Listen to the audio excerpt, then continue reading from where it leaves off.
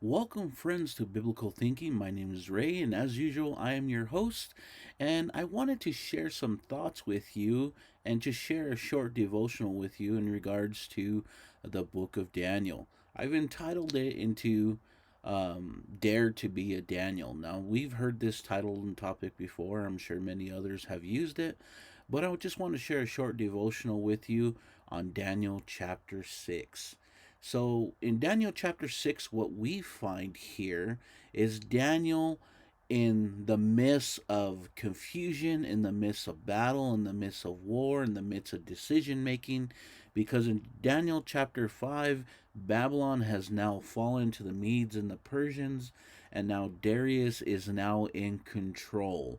And we have here in chapter 6 in the book of Daniel is that just like usual that we find in Daniel chapter 2 or Daniel chapter 5 and other places throughout the Babylonian captivity, what we find is that Daniel moves up in the ranks rather quickly. And the reason being is because the kings always notice his true character, that he's truthful, he's honest, he's a man to be trusted. And we find here that in the next kingdom to come, Daniel's the same person, and the king views Daniel in the same exact way. Now, I bring this out because I tend to wonder what type of example are we setting on our day to day lives, whether we're at school, work, home, the grocery store, wherever the case may be. Are we setting that type of an example to when others look at us? Basically, they see Jesus, right? Just like here, we could say that when the kings looked at Daniel, they saw someone else, right? They saw Daniel, but they saw someone who was upright, and it was foreign to that nation. Because just like our world that we're living in today, everyone is about themselves. It's always about me, me, me. What can I get for me? But yet, Daniel's perspective in life is how can I glorify God through my actions, right? And we see that not only through Daniel's life, but we also see that in chapter 3 through his three friends, Shadrach, Meshach, and Abednego, right? When the king himself, as he put these honorable men through the test of the flames of fire, and the end result of that test was King Nebuchadnezzar actually seeing Jesus through Shadrach, Meshach, and Abednego, because the Bible says that while they're in the fire, that the king noticed that there was a fourth person in the fire, and that fourth seemed like the Son of Man, right? So through the testing time through Shadrach, Meshach, and Abednego, the king saw Jesus, and even through the life of Daniel, multiple kings would see the character and see Jesus because of Daniel. Now, here in chapter 6, you find a plain, simple story. I won't take up too much time because it's a devotional.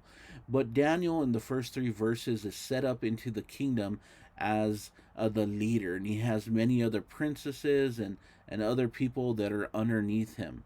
Well, that didn't bode well in the mouth of many others who thought that maybe they should be in those positions, and they didn't like Daniel because of his good character, right?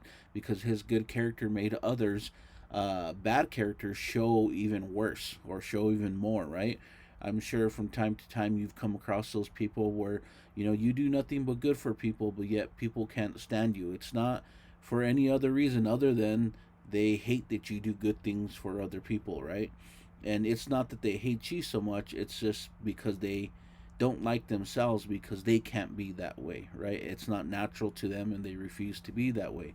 And so they try and twist it into, hey, they're trying to get credit for this and that. No, I'm just trying to do good, right? And this is exactly what Daniel was going through. He was trying to do good, he was trying to have a good character, trying to do the best for the kingdom. And then we have the counselors of the king who decided, well, we need to get rid of Daniel because he's getting in our way. He's making us look like fools, and basically, we need to have the king enact a decree. We find then in verse 9 that the king Darius signed the writing and the decree that his counselors have proposed in order to entrap Daniel. And the soul of the story goes that as the decree went out, now Daniel's faced with the moral dilemma as he's been throughout all his life, right? Even his friend Shadrach and Meshach and Abednego, or is this similar type of moral dilemma. Who are they going to worship? Who are they going to bow down? Who are they going to pray to, right? And here Daniel decides that no matter what happens, no matter the consequence, no matter what law, the consequence for that law states, he will continue following God, worshiping Him, praying to Him, not following anybody else. Now, the reason why I give this devotional, because I believe we're coming upon strange times where our actions now are bringing out rough consequences. I'm sure most of you heard on the news, and I won't relate uh, which events, but you hear in the news about many people who are doing good things, who are helping people, protecting people in various forms and fashions. Yet these people, because of the law, are actually being trampled on, and many bad things are happening to them, to where the majority of us normal people are like, why are these people suffering these things for doing good? That's not right. But yet, in our laws and in our systems, it seems that these days it's moving towards that, rather than uplifting the good, uplifting the kind, the good character, those who help others. Our time now is where the law is putting those people down. That's why we find in the scriptures, in Isaiah, when it says there'll come a time when good is thought of evil and evil is thought of to be good. And we are living in those times, and those times have been for a long time, but more as we see prophecy being unfolded and the second coming of Jesus coming soon, it's going to increase and be even more relevant to us, that we see goodness and kindness is going to be taken as evil, and evil is going to be taken as goodness and kindness. And those who do good and have follow Jesus and have a good character, as Jesus warned the disciples, that they will be put in jail, they'll be punished, they'll be persecuted, not for doing anything wrong, but for following Jesus. So we're seeing in those times. In Daniel in chapter 6, we find that the good that he does by following God instead of following the laws of the land, where the king was tricked into signing this decree, and the king knew he was tricked, Daniel still went forth by faith and still followed God and took the consequences that the law demanded. And what we find here is that the law demanded that his life be taken by being thrown in the pit with lions. Now, there are some who say, well, we all know the story of Daniel and the lion's den, which is true. We all know that story. But yet you have some naysayers who tend to say, well, Daniel came out, which he did. The Bible says that Daniel came out after the king called him, after a night being inside the lion's den. The king asked him if God had saved him. He said yes. He brought Daniel back up, and the lions didn't do anything. They left him alone. And basically, the Bible says that God shut the mouth of the lions. Now, many people will say, well, yeah, Daniel survived because the lions weren't hungry, and so on and so on. They'll make up a bunch of excuses, but the main argument for the lions not being hungry, we find that that's not true, because in the story in the book of Daniel, it tells us that after Daniel was lifted up, and the king lifted up Daniel and lifted up his God that he worshipped, that just saved him, we're told that the king threw those men who tricked him into the den of lions, and the lions ate all of those men up. So it's not that the lions weren't hungry; they're very hungry. It's just the lions did not eat Daniel and did not harm him, because God told them not to. But yet, when these people got thrown in, it was open season, because they weren't followers of God; they were followers of Satan. So Daniel prospered, it says, in the reign of Darius and in the reign of Cyrus, who would come next after Darius, all because he had a good moral character. And just to end this short devotional, I'd like to say, what type of character, as I mentioned earlier, are we taking from day to day and from place to place? Is it a godly character, or is it a character of ourselves?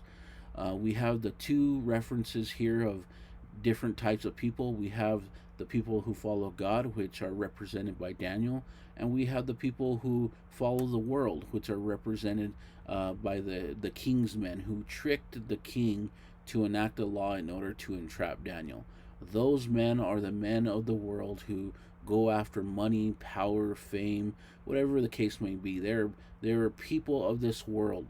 And the Bible tells us that whatever they get or establish for themselves here in this world, that is their reward. But those of us who seek for something better, who seek for the new kingdom, our reward will be when we get into heaven. That doesn't mean that God doesn't take care of us here, as He obviously took care of Daniel, but our reward is in heaven. It's not here in earthly things, because we know these earthly things will burn up and soon go away. So, my friends, I will say, wherever it is you go, whatever it is you do, yes, do all to the glory of God, but dare to be like a Daniel. Give that example to others. That way, when they see you, they see Jesus. And it may be, friends, it may be the first contact that any of them come in contact with God. And they may come in contact through you. So dare to be a Daniel. Dare to be, have the character of Christ in your life.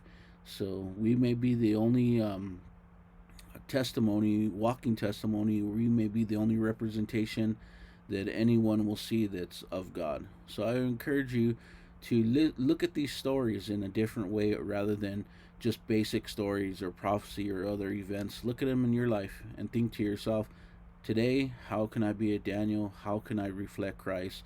And how can I show others who Jesus truly is? All right, friends. Well, that's it for today. Have a good day. Have a good week whenever you listen to this, and be blessed.